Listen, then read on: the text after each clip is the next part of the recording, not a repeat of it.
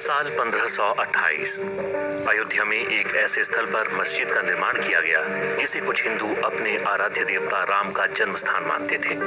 समझा जाता है कि मुगल सम्राट बाबर ने ये मस्जिद बनवाई थी, जिस कारण इसे बाबरी मस्जिद के नाम से जाना जाता था। 1855 यहाँ एक हिंदू मुस्लिम दंगा हुआ, जिसके कारण मस्जिद के सामने एक बाहरी घेरा बना दिया गया।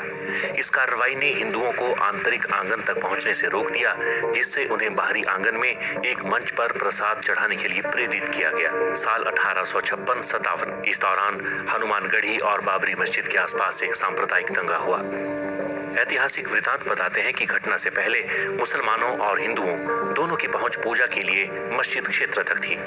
दंगा औपनिवेशिक सरकार को सत्ता हस्तांतरण के साथ हुआ, जिसके परिणाम स्वरूप मस्जिद के बाहर एक ईंट की दीवार की रेलिंग स्थापित की गई। 1859 ब्रितानी शासकों ने विवादित स्थल पर बाड़ लगा दी और परिसर के भीतरी हिस्से में मुसलमानों को और बाहरी हिस्से में हिंदुओं को प्रार्थना करने की अनुमति दे दी। 1885 महंत रघुवर दास ने राम जन्मस्थान के महंत होने का दावा करते हुए एक मुकदमा दायर किया, जिसे 1885 का मुकदमा के रूप से जाना जाता है। उन्होंने बाहरी प्रांगण में राम चबूतरा पर मंदिर बनाने के लिए अनुमति मांगी। 1934 में एक सांप्रदायिक घटना घटी, जिससे मस्जिद को नुकसान पहुंचा। हालांकि इसे बाद में बहाल कर दिया गया। दस्तावेजों से पता चलता है कि औपनिवेशिक प्रशासन ने मस्जिद की मरम्मत और नवीनीकरण को मंजूरी दे दी। साथ ही घटना के दौरान मस्जिद को हुए नुकसान के लिए हिंदुओं पर जुर्माना लगाया गया। 1949 मस्जिद में भगवान राम की मूर्तियां मिली। कथित तौर पर कुछ हिंदुओं ने ये मूर्तियां वहां रख दी थी। सरकार साइट को विवादित क्षेत्र घोषित करती है और प्रवेश द्वार पर ताला लगा देती है। 16 दिसंबर 1949 को के नैयर ने उत्तर प्रदेश के गृह सचिव गोविंद नारायण को बाबरी मस्जिद स्थल पर एक ऐतिहासिक मंदिर के बारे में सूचित किया। बाद में नैयर भारतीय जनसंघ के उम्मीदवार के रूप में लोकसभा के सदस्य बने। 1984 कुछ हिंदुओं ने विश्व हिंदू परिषद के नेतृत्व में भगवान राम के जन्मस्थल को मुक्त करने और वहां राम मंदिर का निर्माण करने के लिए एक समिति का गठन किया। बाद में इस अभियान का नेतृत्व भारतीय जनता पार्टी के लालकृष्ण आडवाणी ने संभाल लिया। पहली रथ यात्रा साल 1984 में बिहार के सीतामढ़ी से शुरू हुई और अक्टूबर में अयोध्या पहुंची। 1986 जिला मजिस्ट्रेट ने हिंदुओं को प्रार्थना करने के लिए विवादित मस्जिद के दरवाजे पर से ताला खोलने का आदेश दिया। मुसलमानों ने इसके विरोध में बाबरी मस्जिद संघर्ष समिति का गठन किया।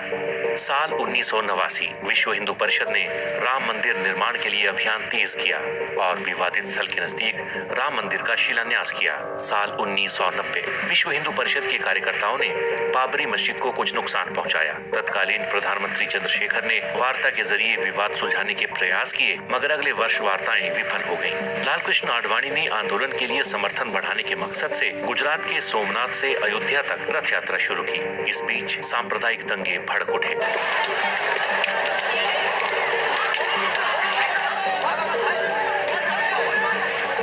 1992 विश्व हिंदू परिषद, शिवसेना और भारतीय जनता पार्टी के कार्यकर्ताओं ने 6 दिसंबर को बाबरी मस्जिद को ध्वस्त कर दिया। इसके परिणाम स्वरूप देश भर में हिंदू और मुसलमानों के बीच सांप्रदायिक दंगे भड़क उठे।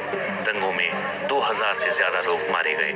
1993 नरसिम्हा राव सरकार ने लगभग 68 एकड़ भूमि अधिग्रहित करने के लिए एक अध्यादेश जारी किया। बाद में इसे एक कानून के रूप में पारित किया गया। फरवरी 2002 भारतीय जनता पार्टी ने उत्तर प्रदेश विधानसभा चुनाव के लिए अपने घोषणा पत्र में राम मंदिर निर्माण के मुद्दे को शामिल करने से इनकार कर दिया। विश्व हिंदू परिषद ने 15 मार्च से राम मंदिर निर्माण कार्य शुरू करने की घोषणा कर दी। 13 मार्च 2002 सर्वोच्च न्यायालय ने अपने फैसले में कहा कि अयोध्या में यथास्थिति बरकरार रखी जाएगी और किसी को भी सरकार द्वारा अधिग्रहित जमीन पर शिला पूजन की अनुमति नहीं होगी। केंद्र सरकार ने कहा कि अदालत के फैसले का पालन किया जाएगा।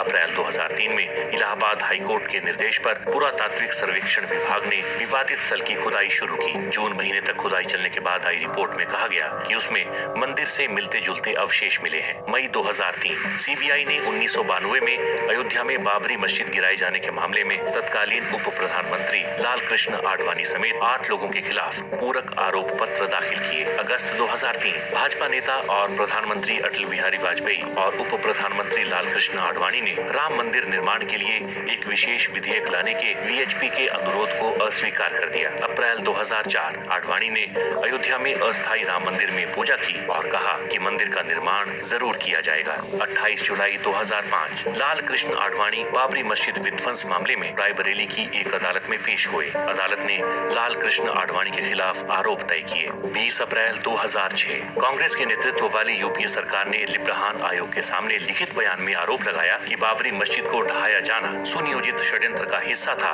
और इसमें भाजपा, राष्ट्रीय स्वयंसेवक संघ, बजरंग दल और शिवसेना की मिली भगत थी। 24 नवंबर 2009 लिब्रहान आयोग की रिपोर्ट संसद के दोनों सदनों में पेश हुई। आयोग ने अटल बिहारी वाजपेयी और मीडिया को दोषी ठहराया और नरसिम्हा राव को क्लीन चिट दे दी। 30 सितंबर 2010 इलाहाबाद उच्च न्यायालय की लखनऊ बेंच ने अयोध्या में विवादित भूमि को 3 हिस्सों में बांट दिया। सुन्नी वक्फ बोर्ड, निर्मोही अखाड़ा और रामलला विराजमान को मुस्लिम और हिंदू वादियों के बीच 2:1 के अनुपात में 1/3 भूमि आवंटित की गई थी। 21 मार्च 2017 पूर्व मुख्य न्यायाधीश खेहर ने सभी पक्षों के बीच अदालत के बाहर समाधान का सुझाव दिया। साल 2019 में ही सुप्रीम कोर्ट ने पूरी विवादित जगह को रामलला को सौंपने का आदेश दिया। वहीं सुन्नी वक्फ बोर्ड को मस्जिद बनाने के लिए 5 एकड़ जमीन आवंटित की। साल 2020 5 अगस्त को राम मंदिर के लिए भूमि पूजन का कार्यक्रम रखा गया। 22 जनवरी 2024 नए राम मंदिर का अयोध्या में उद्घाटन होगा।